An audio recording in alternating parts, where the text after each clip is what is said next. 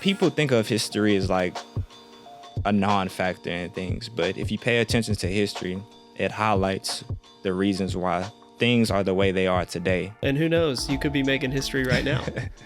I hope so. Hello and welcome to Galveston Unscripted. In this episode, I sit down with Bernard Cunningham Jr. and we discuss a little bit about the potential Juneteenth Museum project happening here on Galveston Island. Bernard is a Ball High and Prairie View A&M University graduate. He grew up here on Galveston Island, and he is by far the youngest guest I have had on Galveston Unscripted. I believe this is a really good conversation delving into a younger person's perspective on historical preservation. Bernard and I don't dive into anything super historically specific in this episode, but we do have a fun conversation. We talk a little bit about growing up in Galveston, a little bit about the education system, and of course, historical preservation from a young person's perspective. I had a great time sitting down with Bernard and discussing some of these topics, and I know you will enjoy listening into our conversation. Without further ado, let's hop right into this episode with Bernard Cunningham Jr. Welcome to Galveston Unscripted. Dude, that's awesome, man. Yeah. So you did graphic design at Prairie View. Yeah, it was one of the courses you had to take underneath the architecture program. Oh, you have to do graphic design in architecture. Okay. Yeah. Okay. Because you have to put together all types of posters. You have to make renderings of buildings. So it's a good thing to know, you know, graphic design. What got you into architecture? That is a tricky story. Okay. I would say. So, I have as much time as you have, so. Okay. So what got me started in architecture is, so throughout high school, I was in woodshop, right? And I was one of the lucky students who never failed a course or anything like that. And my woodshop instructor, Mr. Areola, he was like, you know, Bernard, you're pretty much done with your credits for your senior year. Would you like to go do a credit at the Galveston College? And I was like, sure, why not? So they had two programs at the technical school off of Broadway. And it was, you can either go to be an electrician or you can do the HVAC program. So I was like, I don't really know too much about either or, but I discussed it with my family and they mentioned that, you know, if you're doing HVAC, you're also an electrician because you know how to play around with electricity. So I was like, all right, I'll go ahead and do that. 2 for 1 special. Yeah. And, you know, as I'm finishing the class, you know, I didn't aspire to be an HVAC technician. I was always an artist at heart. So I kind of wanted to take it a step further, but I wasn't really sure as to what I wanted to do.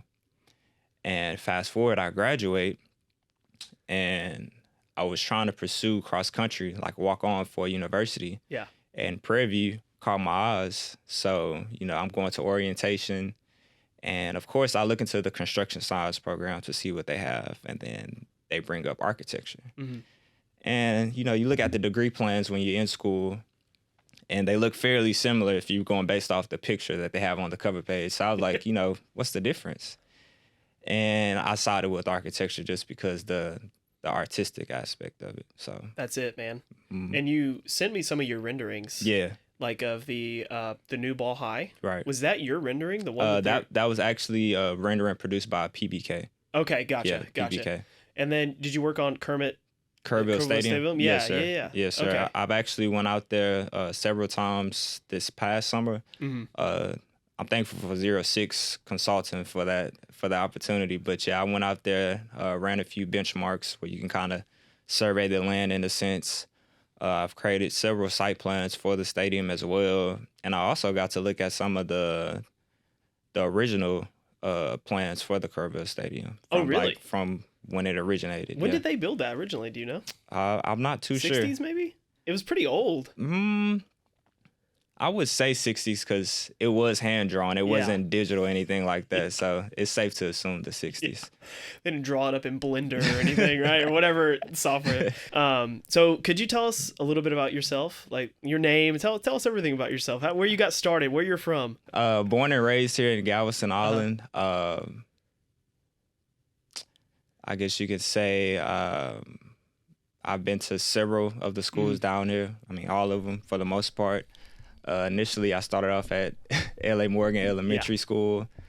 Fast forward, I went to Wise Middle School at the time when Hurricane Ike just passed by, and it was Wise Middle School and Central Middle School integrated with each other. After that, I went on to the 7th, 8th grade at Central Middle School, at the actual middle school.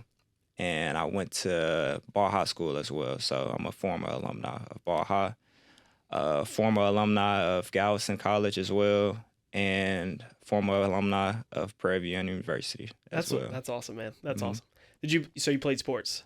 I definitely played sports. I mainly did basketball for the most part, and then I broke my ankle my junior year. Yeah. And I just kind of steered away from basketball because I was going through rehabilitation with my ankle, but I was still fast. I just couldn't make all the cuts in basketball. And I had a coach reach out to me. He's like, just go ahead and join the cross country team. And then that led to track and field. And yeah. Were you sprinter or long distance? Well, cross country, long distance, yeah. But did you sprint in track and field too, or long? Track and field, it just pretty much depend on the meet, but for the most part, I participated in the 400-meter race, the 800-meter race, as well as the 800-meter relay race, where it was 4 of us running the 800. Dude, with Ball High, so I went to Texas City High School, and our track team was pretty good, but I think Ball High, when I was in high school, so I graduated in 2010, but I'm pretty sure Ball High beat Texas City every year. And whatever, I'm sure there are multiple events, but did Ball High just clean up? Yeah. And I think the reason behind that is we have an advantage when we're doing like practices. They will make us actually run to the beach, run actually on the sand, and run back. So that might be a huge factor. Oh, dude, yeah. Running in the sand is no joke. Yeah. Like building your quads and everything, like when you don't even realize it, you have to lift your feet up even just another inch out of that sand. Dude, that's wild. Did you run at Prairie View as well? At the time, I was trying to, what they say, walk on. So basically not having a scholarship to actually run for the school. And then I want to say maybe a year and a half afterwards, COVID came into play. And it was kind of a weird area in that timeline because they weren't sure about, having a season or if they want to have any season. Because I believe like the rest of the world didn't even know what was going on at the time. So I don't want to say was discouraged, but it was like I was already, motivating myself, practicing by myself, trying to maintain the shape that I was in. And, I ended up going back home because nobody was on campus. So it was really, really tough. So it was during COVID? Yeah. Oh, man. Yeah, so it was really tough for everybody. But then I ventured off into that clothing brand that we just spoke about. That's awesome, man. That's awesome. So you've dabbled in quite a bit of things already. You're 24 years old. Right. Pretty young, from Galveston. You have your own business, basically, your own brand. And you're working for a big architecture firm here on the island. Yeah. I saw that you wrote in the Daily News, you wrote a little article there about the Juneteenth Museum and kind of the importance behind bringing that to Galveston. Right. Could you tell us like a little bit about the Juneteenth Museum, kind of where it stands now and why it's important? Okay. So I guess I can piggyback off the meeting that the GISD board had last night. It was a public meeting that I got invited to. It was myself, Sam Collins, Jarvin Hawkins, who's one of my classmates at Prairie View University. And right now we're pretty much trying to narrow down, the full scope of the building itself. They brought up several things or several issues that they seen with the actual Juneteenth Museum that we presented to them.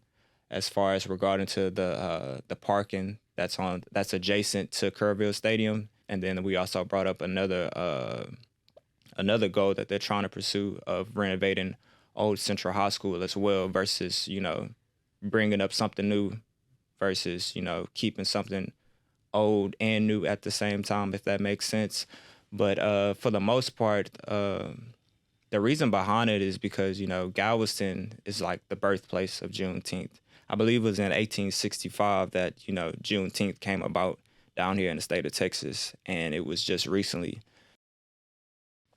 made a holiday in 2021. So with that being said, with it being in Texas as well as Galveston, it would be only right to invest in something as historical as Juneteenth. It's probably one of the oldest holidays we celebrate here in Galveston. So Yeah, I would have to agree with you, especially, talking about whether it's a new building or put in an old Central High School, Right. which is historic in its own right. Mm-hmm. That being able to preserve history physically is extremely important, right? Because now, we're only like a block away from where Juneteenth actually occurred, where those orders were actually initiated here Correct. in Galveston. But that building is no longer there. It's literally a parking lot now. Right. And it's kind of hard to, talk about the history of something when you're standing in the middle of a parking lot. Even though there's a beautiful mural there now, it's kind of hard to make it tangible, right? And I know, of course, the Nia Cultural Center is right next door, which is absolutely fabulous. But I agree. I think there needs to be some type of physical representation, museum or something where somebody can go in and actually discover why it's important to everyone here in Texas and the United States. Right. So yeah, that's super interesting though about the old Central High School. What are they using that building for now? Do you know?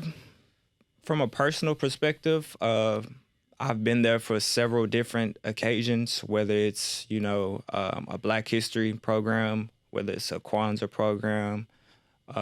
Some of the locals host pop-up shops there with several vendors. Some people do funeral repasses there. It's so much more than Old Central High School to the community. It's really a gathering space for the community. And a new museum that would be placed. So the projected location for that is on 27th Street between Avenue M and Avenue M and a half, or N. M and a half. M and a half. Correct. Okay. So yeah, on that little lot, and there's nothing in that lot right now, right? Right. Okay. Is that land? Is it already kind of? Is it purchased? Is it ready to use? So that is the last standing vacant lot that GISD owns. Oh, okay. Yeah. Okay.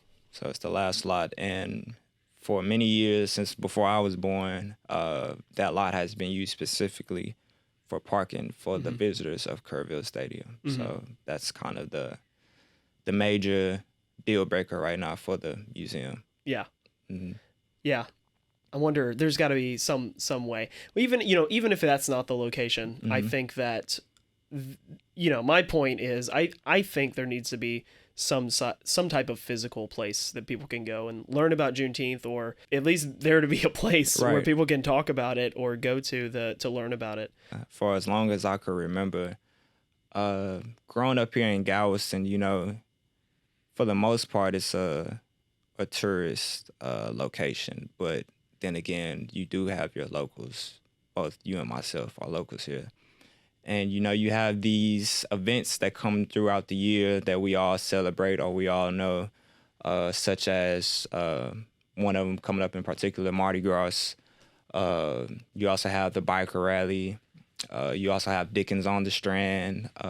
You also have another event, I believe it's called the Art Walk, that they host here on the Strand. And I really do appreciate those events down here. I've attended them majority of my lifetime, unless I was at Prairie University studying. But growing up here in Galveston, those events were really, how can I say this? Those events were really, fun to attend, but I would love to see something like that happen for Juneteenth in a sense, because, Juneteenth comes around every summer, of course, June 19th, and, we have a parade. You have a number of little boys or little girls out there, whether it's a cheerleading team, a dancing team, or a football team, just coming around to celebrate Juneteenth. And then we always end up at Raccoon Park underneath the pavilion after parade. So we're outside majority of the time, well, the entire time. And, I don't see any of us complaining about it, but I think it would be really nice if we could enjoy that inside somewhere. You know what I mean? Yeah. No, I agree. I mean, it's a place where there are festivals and events constantly. It's every time you walk downtown on a weekend, there's something going on. Right. But to be able to have like a Juneteenth festival or something like that every year, maybe the entire month of June or something like that, right? Have something going on as a draw, because, just looking at it from both sides, it is historically significant. Right. And, basically making black people free in Mm-hmm. Texas and most of the United States. Right.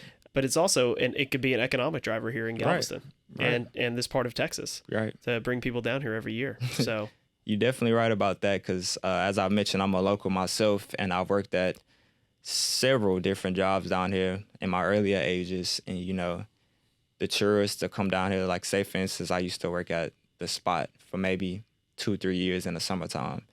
And, you know, you have these African-American couples or families asking, you know, where are the other African-Americans? Like, where do these African-Americans go to down here to, like, you know, just hang out, have fun, and things of those nature?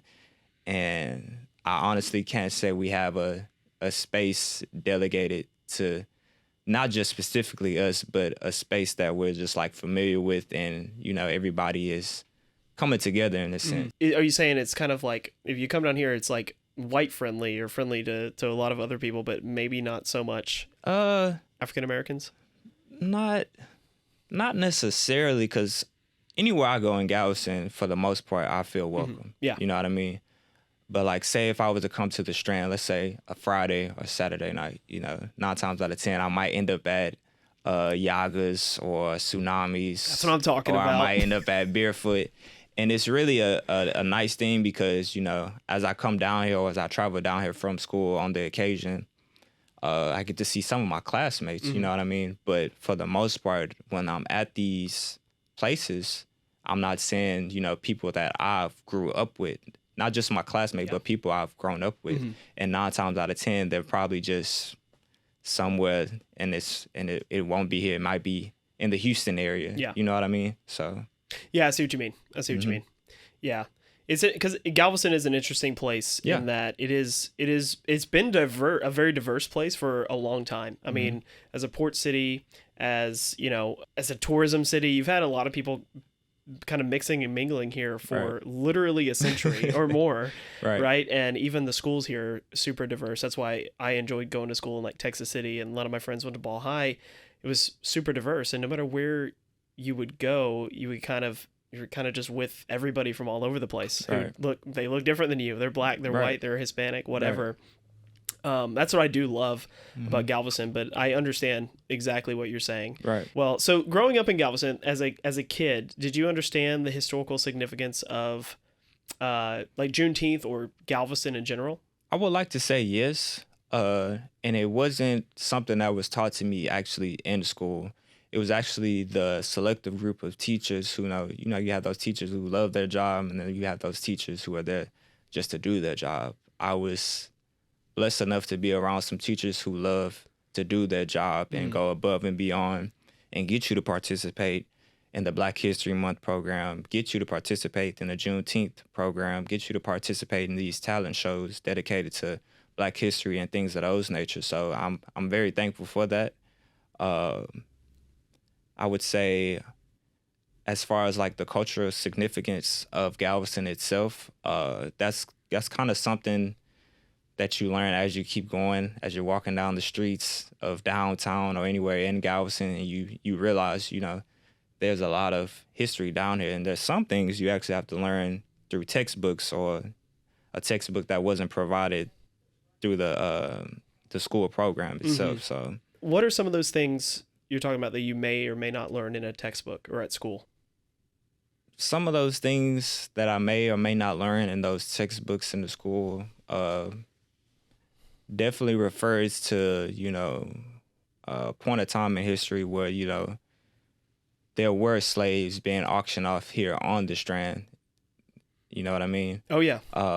Right there. Yeah. Right there. How the buildings along the Strand were built by African Americans, and some of those African Americans even put their thumbprints within the buildings themselves, if you still have the old existing buildings here today.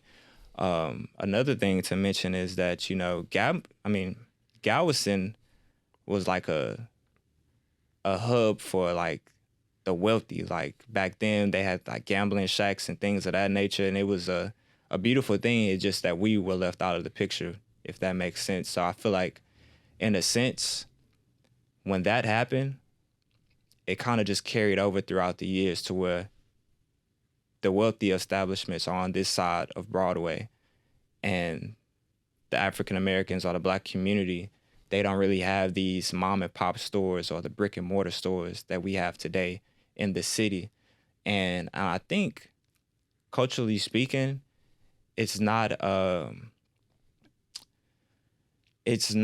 coincidence, you know what I mean? And I'm not saying it's black here and it's white here. It's more so we were never taught how to run a business. We, for the most part, conducted the business for the business owners.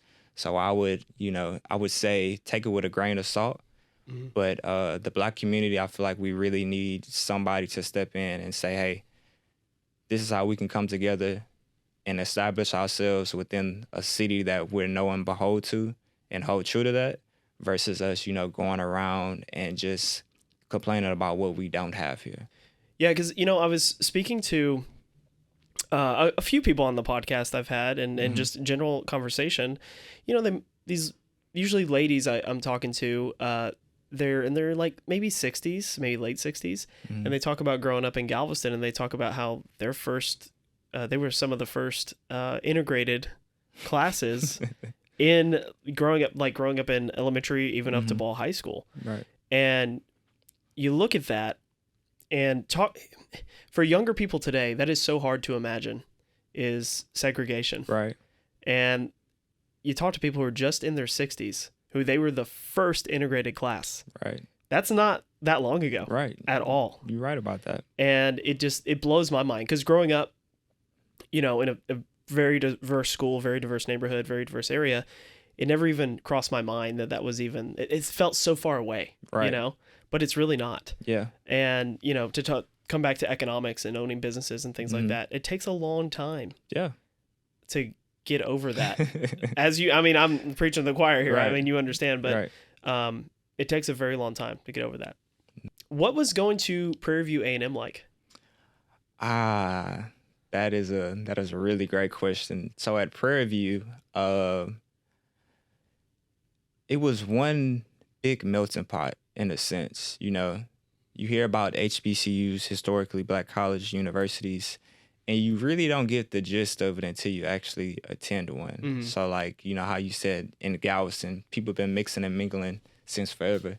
You can go to Prairie View and see somebody that look just like me or just like you, and you don't want to assume, I can tell you that right now, that they're white or African American or they're from America. Mm-hmm. They can be from Dominican Republic. They can be from Egypt. They can be from Asia, and you would never know until you sit there and have a conversation with them. And I think what Prairie View does is they're pretty much diverse when it comes to things like that, where you getting to know each other, not just from a classroom, but outside of the classroom, if that makes sense. But Prairie View was definitely a great experience, especially with me being in the architecture program. I got to learn a lot about history associated with architecture. I also took a history class in there that was pretty significant in my life, where I got a different side of the coin of the story about, the slave trade and things of that nature. So, what was that about? Can you expand on that a little bit? That time period was much more horrific than what we were told in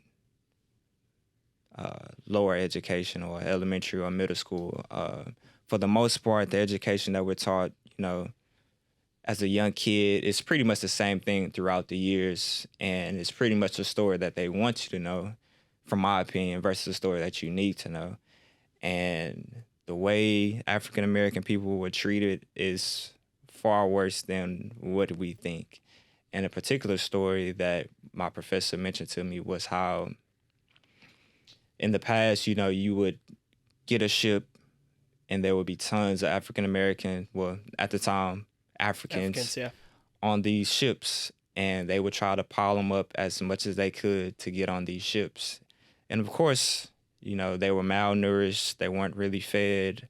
Of course, you had feces and things of that nature. You had pregnant women on these boats. You had some people who decided to jump off these boats because they felt like their life in bondage was just not for them. You also have some of the ship captains trying to deal with the feces on the ships. And one of the particular methods was actually stuffing their anus with, let's say, the things you get out of the wine bottle. Could you cork? Help me? Yeah. Cork. Stuffing corks up their anuses to keep the feces from coming around the ship, because you have plagues and diseases and things of that nature that might spread about the ship. And what's a ship with no good slaves once you get over to America? So that was one of the things that really kind of opened my eyes up in a sense and got a better aspect of, what that time period was like.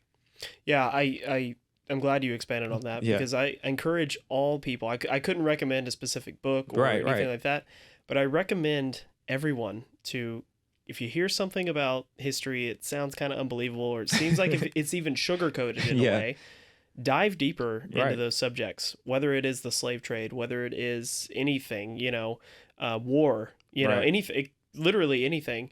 Dive deeper on those things and try to understand how horrific those things were and what led up to some of the events that we know here of in America and Texas and Galveston. Right. Wow, that is insane. And to kind of know that Galveston ties into that story. It really is fascinating. I know there are a lot of people with like, okay, we've talked about the slave trade, we've talked about slavery, things like that. Let's move on. You'll hear people say, just move on. Right. Look where we are now. What do you say to people who are like, let's just move on? Like, come on, forget about it, Bernard. That's over. It's 2024. See, the thing with that is, I'm not one to hold grudges against anybody. And I'm also a firm believer in everybody is entitled to their own opinion. But for those same people that have that opinion, who say, let's just get over it, I would say, reevaluate the circumstances. Let's compare, this time period of time and the current time period that we live in now. And the only thing that I could say that has changed is that, we're more capable of doing things on our own, as far as like reading and writing and things of that nature. We're more capable of, buying a house or maybe getting our own space and not, still living in the times that we were living in, where it didn't matter where you live as long as you were out here working and things of that nature.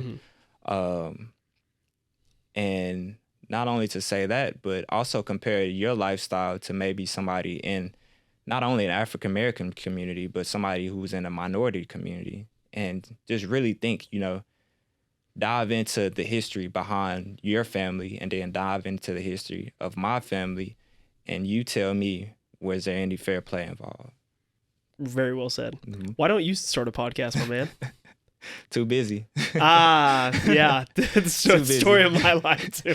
Too busy. Maybe after the master's program, which I'll be done with. Oh, so you're doing a master's program? Yeah. Okay. So in architecture? Yeah. Oh, awesome, dude. Is that where's that? Prairie View as well? Prairie View as well. Oh, really? Yeah. Are you actually attending, or is it mostly online, or how are you working that out? It's kind of a hybrid thing. Yeah. To where I have to be maybe on the campus once or twice out the week. But for the most part, what's keeping me from just like being in Galveston right now is I've already signed a lease. Oh, yeah. So I can't get out of that. But so for the most part, it's a online setting. Gotcha. And particularly in my situation is I go to the Northwest campus versus the main campus. And that campus is mainly dedicated to those students who are in the graduate program, but they also have jobs or a career already. And most of those jobs or careers are in Houston area. So you don't want to have to commute from Prairie View all the way to Houston day by day just so you can go to class and to work. Yeah. So whereas if you're at the Northwest campus, you're maybe 30, 35 minutes away from work versus being an hour or so away from work from Prairie View. So, yeah.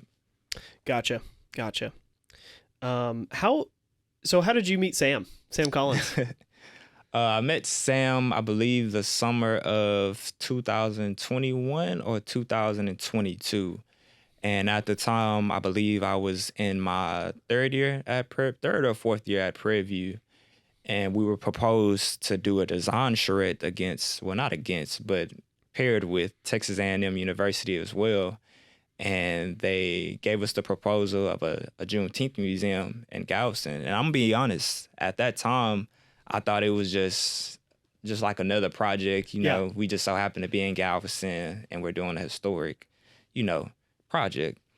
But, as time proceeded, I've grown a relationship with Mr. Sam Collins, and, he shed lights on a number of things that gives me a better understanding as to what we're trying to do with the Juneteenth Museum in itself.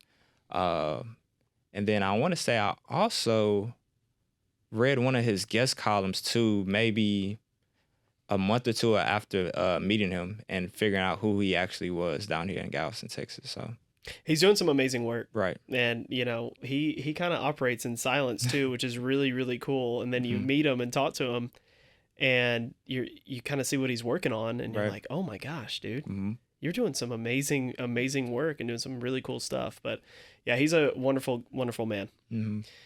Do you think that people your age, do you think that they understand that history is important? Or do you think people are just kind of living their lives and kind of floating through and just, I don't know, just kind of moving forward? Do you think people care about history?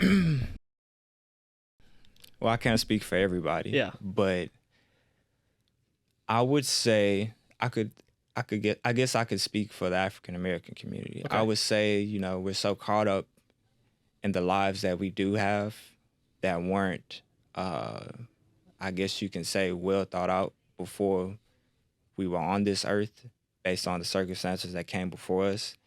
And we're still playing this constant game where we have to catch up.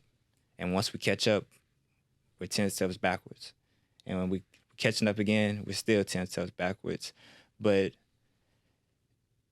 in regards to the historic, things we do have here going on in Galveston, again, Juneteenth, I believe that is one significant occasion where we actually celebrate as a community and do things the right way, put our pride aside, put our differences aside, and actually come together.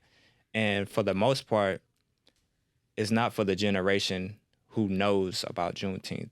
It's more so about us leveraging that and instilling that into the generation that comes after us. Because if you've ever been to the parade and you see these little girls out here dancing, you can't tell me that they just don't appreciate this holiday. You know what I mean? Yeah. And, people think of history as like a non-factor in things. But if you pay attention to history, it highlights the reasons why things are the way they are today, if that makes sense. That's perfect. That's why we're sitting in these chairs right now, the way history played out. Right. And who knows, you could be making history right now. I hope so.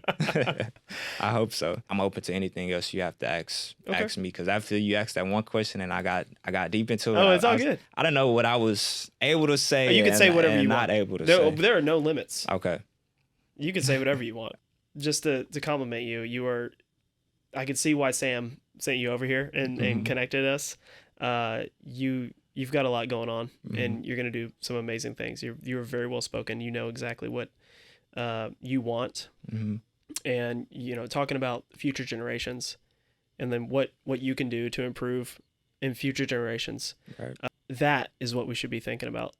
That's what humanity should be thinking about. What can we improve for future generations? Not just our kids, right, but our kids' friends and our people 100 years from now. Right. People, not just our descendants. You know what I mean? Right. The design of the Juneteenth Museum. So are you working on the design for that? So actually, when we initially got the proposal to do the Juneteenth Museum, both Prairie A&M and Texas A&M University, this was like in the earlier stages. So this is probably 21, summer of 2021 or summer of 2022. But however, that project elongated through several semesters since then. And some of the kids who are in that actual class that have that actual project under the professor of Mr. Batson, they often come to me and ask me about Juneteenth so they can get a real cultural aspect, because I'm from Galveston, born and raised. So if anybody knows about Juneteenth, it should be me. You know what I mean? Especially if they want to know about the surrounding area as far as the churches and things of that nature. For me to be there and share my perspective and give my input on the design of the project and the impact that I feel like it would give the community, that was the real reason that I was there. Okay. Mm-hmm. So if people want to support, I know there was a public meeting yesterday, right? But if people want to support from the time this podcast comes out, what can the general Galveston population do to support the Juneteenth Museum? One of the main takeaways I got last night about the problem you just stated was that there hasn't been any survey asking the locals of Galveston how they feel about Juneteenth, or how do they feel about, actually creating a Juneteenth museum, or should they renovate, Old Central High School? How do they feel about, using that vacant lot for the building?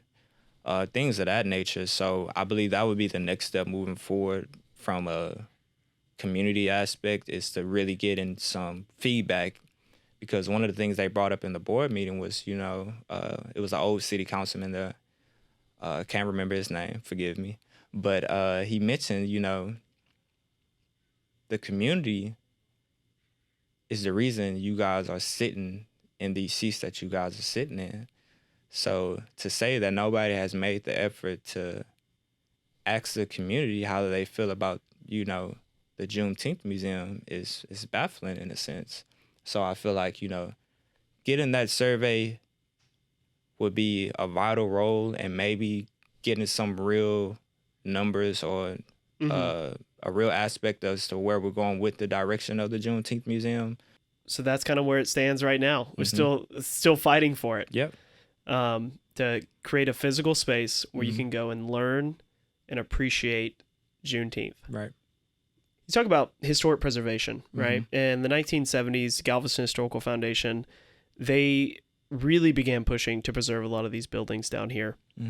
Obviously, not every one of them was saved, because a lot of them were being torn down. A lot of them burnt down because they were underutilized. There was nobody in them. They hadn't been taken care of for decades. Right.